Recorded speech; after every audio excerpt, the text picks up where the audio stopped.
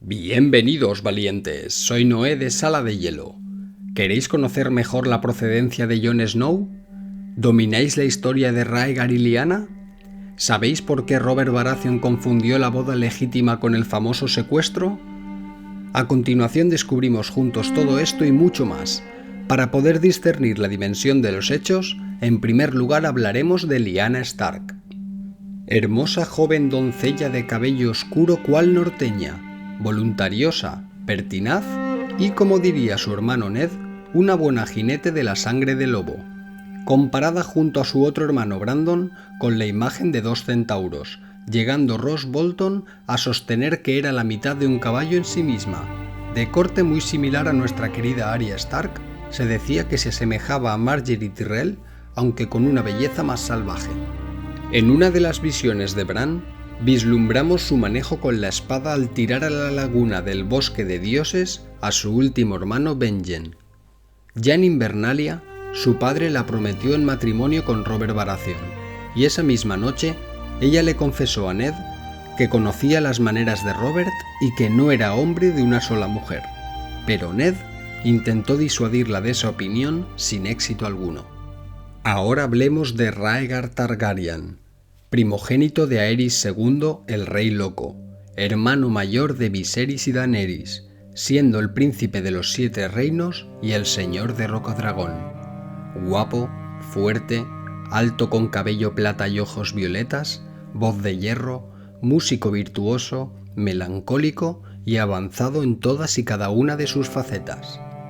De joven, aficionado a los textos antiguos, se obsesionó con la profecía del príncipe prometido, hasta tal punto de creérselo y entrenar día y noche con el único propósito de convertirse en el mejor guerrero jamás conocido.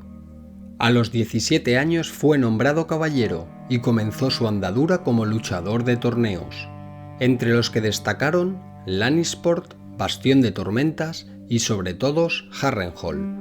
En este último torneo derrotó durante 5 días de justa a caballeros de la talla de Jon Royce, Brandon Stark, Ser Arthur Dayne, conocido como la Espada del Alba y considerado la mejor espada de los 7 reinos, gran amigo de Rhaegar y habitual rival de torneos, y por último derrotó a Ser Barristan Selmy, alzándose así con la victoria en Harrenhal.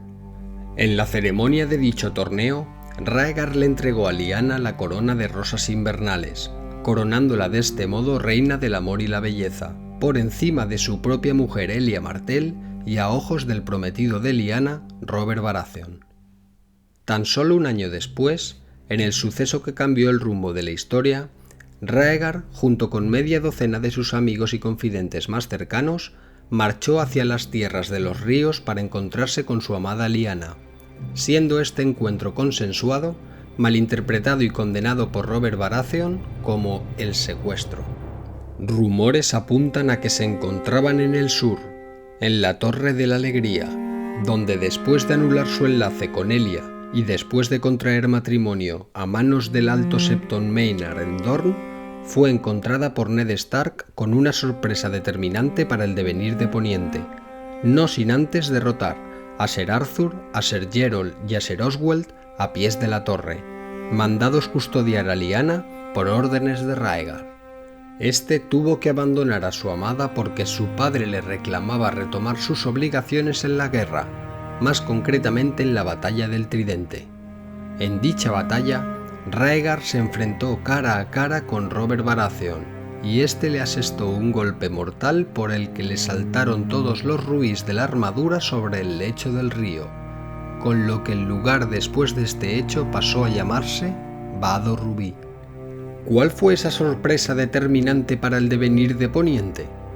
Lyanna le entregó a Ned un recién nacido y le pidió por favor que lo protegiera como si fuese su hijo, porque si Robert se enteraba de la verdadera identidad del bebé, nunca estaría a salvo.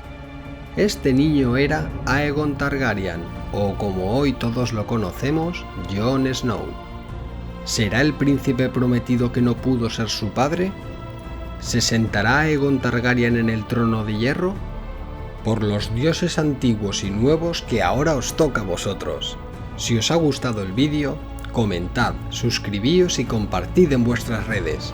Muchísimas gracias, valientes. Nos vemos siempre y cuando vosotros queráis. Chao, chao. Suscríbete.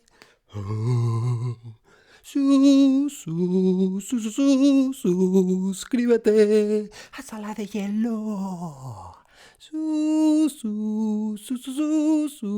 Suscríbete.